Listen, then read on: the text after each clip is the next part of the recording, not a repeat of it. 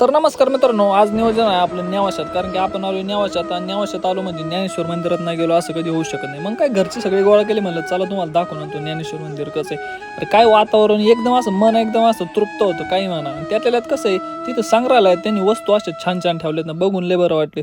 आणि मला मागून आवाज आला की आपल्या भैयाला कोणतरी घेऊन चालले. म्हणलं भैयाला घेऊन चालले, म्हणलं काय घरचे असले पळत सुटले. म्हणले नेमकं झालंय काय, म्हणलं पळू नका पोरगा इथं. टीडी होता यो नेवाशाचा टीडी, आपलाच जोडीदार, याला तुम्ही फॉलो करून टाका. याचा अकाउंट मलाच माहित नाही अजून, पण तुम्ही फॉलो करून टाका त्याला.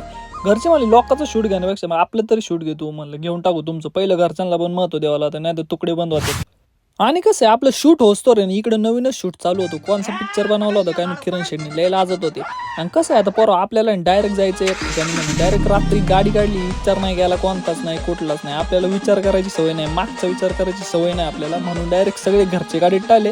म्हणलं डायरेक्ट आता जाऊन नाशिकला. नाशिकचं नियोजन झालं, डायरेक्ट पंचवटीला पोहोचलो. एवढ्या स्पीडने आली ना पायलटने गाडी, राव काय सांगू नाही शकत. तिथं गेल्यावर सकाळ सकाळी कोणीच नव्हतं जागे, फक्त आम्ही होतो. लोक नाशिककरांना अख्ख्यांना जागा करून देणार होतो, पण म्हणलं जाऊ दे, झोपू दे थोडी. आणि ना आपले भुकेलेले प्राणी होते, म्हणलं पहिले यांना खाऊन हे केलं आणि यांचं पोट भरवलं ना, मग हे गप्प बसतील. गणेश शेठ म्हणले आता तुमचे लय नाटक आले, तुम्ही लवकर उरका निघा माया मागं. म्हणलं चला राव गणेश शेठ, तुमच्या पुढे आहे का आम्ही. गणेश शेठला म्हणले नेमकं कुठून घेऊन चालले तुम्ही आम्हाला. ते म्हणले चला तुम्हाला डायरेक्ट दाखवतो, या आपल्यासाठी जिना बनवल्या, आपण VIP लोक आहे. म्हणलं VIP म्हणल्यावर आपण एकटाच झालं लाईनीत, ते कायच VIP म्हणले.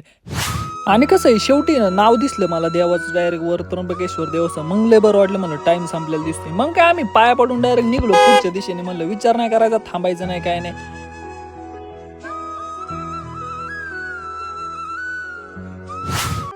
आणि कसं आहे बरं, तिथं गेलं एवढं भारी वाटलं ना, टेन्शन दूर झालं. आपल्या मागे भरपूर टेन्शन आहे, पण आता कसं आहे, प्रत्येक गोष्टीचा विचार करून काय चालणार नाही. म्हणून आहे ना, तुम्ही मला कमेंटमध्ये सांगा तुम्हाला ब्लॉग कसा वाटला. तुम्ही लाईक करा, फॉलो करा. आता प्रत्येकजण विचारतं फॉलोअर्स का वाढा नाही.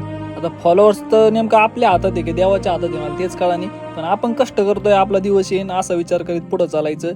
आणि लाईक करा.